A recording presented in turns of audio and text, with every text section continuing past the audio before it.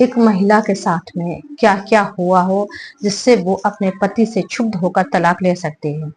शायद ये सभी महिलाओं को बहुत विधिवत नहीं पता होगा, तो मैंने सोचा क्यों ना मैं चरण बाई चरण बताऊं कि अपने पति से अगर इन चीजों से परेशान है तो आप तलाक ले सकते हैं, आपको अधिकार है। कोई जरूरत नहीं कि आप उनके साथ घुट घुट की जिंदगी गुजारें या अपना सुसाइड करें। अपने पैरों पर खड़ी होइए, और हर महिला को अपने पैरों पर खड़े होने के बाद ही शादी करना चाहिए। मेरा तो व्यू ये है। बट फिर भी अगर शादी कर ली हो आप, अगर अपने हस्बैंड के साथ अच्छे से नहीं रह पा रहे हैं, एडजस्ट नहीं हो पा रहा है, तो फाइनल लग गया है कि सारी कोशिशें करके मैंने देख ली बट अब नहीं रह सकते, बहुत हुआ अब, ठीक है। अगर जिन महिलाओं में ये हो जाए कि बहुत हुआ अब हम अपने हस्बैंड के साथ और नहीं रह सकते, अब हम उसके साथ में एक दिन भी गुजारा नहीं कर सकते, और अभी भी उनको ये आइडिया नहीं है कि हम क्या क्या ग्राउंड्स पे केस फाइल कर सकते हैं, किन चीजों पे हमें कहते हैं ना बर्दाश्त उतनी ही करना चाहिए जितना आपका मेंटली शोषण ना हो रहा हो।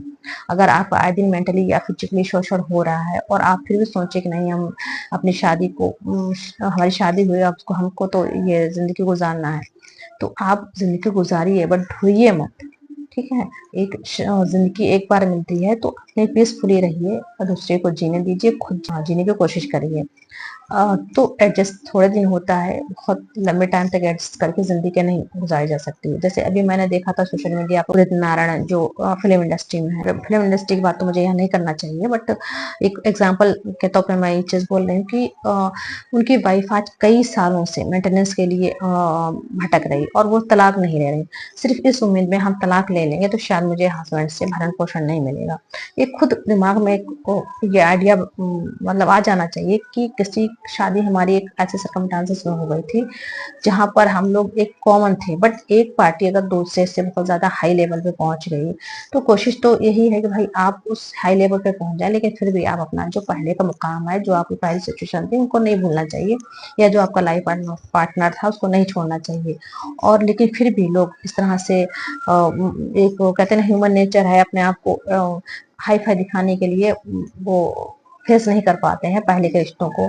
तो ऐसा, और पहले का जो रिश्ता होता है, जैसे उनकी वाइफ सिंगर उदित नारायण की जो वाइफ है वो अभी भी अपने हस्बैंड के साथ ही रहना चाहती हैं, उम्मीद कर रहे हैं कि मुझे रखने। उदित नारायण सिंगर का एक बेटा हो चुका है और काफी सालें हो चुके हैं उन दोनों से रहने की। अभी वो आते हैं, शायद उनका कहना जो है, उनकी वाइफ का जो कहना है कि हम मुझे कहते हैं हाँ रखेंगे, आप मेंटेनेंस देंगे, तो वो अभी भी उसी उम्मीद साथ अपने टेंशनों में रह रही। तो इतना टेंशन झेलने की जरूरत नहीं मुझे लगता है कि, तो आप हस्बैंड के अर्निंग पे टोटल मत बैठे रहिए, आप इतना सशक्त बनने की कोशिश करिए कि मान लीजिए हस्बैंड से आपने मेंटेनेंस के लिए केस किया, हस्बैंड अगर वो एक्सपायर हो गया तो कौन उसको मेंटेनेंस देगा, वाइफ को खुद तो करना पड़ेगा ना।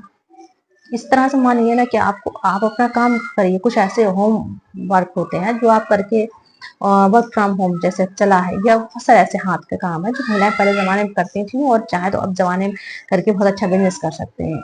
वैसे काम करिए और सशक्त बनिए, भीख मांगने के लिए मत बने रहिए। हस्बैंड से एक कहते हैं ना शादी होती है तो कहते हैं ना शादी जो संस्था है, एक गाड़ी के दो पहिए हैं, दोनों गाड़ी जब गाड़ी में दोनों पहिए अच्छे से चलते हैं तभी गाड़ी अच्छे से चल पाती है। गाड़ी के दोनों पहिए जब हमें एक बराबर काम करने की कोशिश करते हैं तभी गाड़ी अच्छे से चल पाती है। इस तरह से हस्बैंड वाइफ की भी ये ड्यूटी बनती है कि वो परिवार में रहें और एक परिवार का खर्चा, परिवार की समस्याओं को सबको मिलकर जुलकर उसको देखें और हस्बैंड के काम में हेल्प करें, ताकि वो फाइनेंशियल कुछ स्ट्रॉन्ग हो पाए, कुछ बचत हो पाए। तो यहाँ पे सेपरेट हो गए हैं तो वो चीज माइंड में रखिए कि हमें अपने पैरों पे खड़ा होना है। आज हस्बैंड है, कल इनके किसी साथ क्या घटना हो जाए कोई नहीं देखा है, कुछ हो जाए तब आप क्या करेंगे, उनको मरेंगे। तो इसलिए अपने आप सशक्त करिए, अपने आप को अपने पैरों पे खड़े होइए और काम करिए। रही बात ग्राउंड डाइवोर्स की, मान लीजिए कुछ ऐसे सिचुएशन आ गई, महिला अच्छी हो गई, अब वो हस्बैंड अब उसके पास आना चाहता है सिर्फ परेशान करने के लिए, मेंटल टॉर्चर करने के लिए, तब महिलाएं अपने ग्राउंड जो डाइवोर्स के हैं वो यूज कर सकती हैं। मैं तो यही राय दूंगी ऐसी सिचुएशन में ही यूज करें, अदरवाइज सिंपली कभी भी छोटी मोटी बातों पे तलाक जैसे चीजें नहीं करना चाहिए। और वो ग्राउंड है सेक्शन 13+2 के तहत, जैसे कि पति द्वारा दूसरा विवाह करने पर, पति के बलात्संग या अप्राकृतिक मैथुन के दोषी होने पर, यानी उसको दोषी ठहराया गया हो, या भरण पोषण की डिग्री हो गई हो, है ना, डिग्री भरण पोषण नहीं दे रहा हो तब, या यौवन अवस्था का विकल्प, यानी कि जो महिला थी कम उम्र की थी और उसके बाद वो अब एज वो मेजर हो चुकी है, मेजर होने के पास उसको समझ आ चुका है हम इसके साथ नहीं रह सकते हैं, हमारा जो व्यवहार हुआ था गलत हुआ था, और लिहाजा हमें अलग रहने का आदेश दिया जाए, या फिर हमें एक दूसरे से डाइवोर्स मिल जाए। तो इस पोजीशंस में ऐसी सर्कमस्टेंसेस में वाइफ जो है ये तलाक का केस फाइल कर सकती है जिला अदालत में, फैमिली कोर्ट में, और वो शांति से अपनी जिंदगी जीवन यापन कर सकते हैं। अगर हमारी वीडियो अच्छी लगे तो शेयर करें, चैनल को सब्सक्राइब करें। मुझे सुनने के लिए थैंक यू। अल्लाह हाफिज़। Bye bye.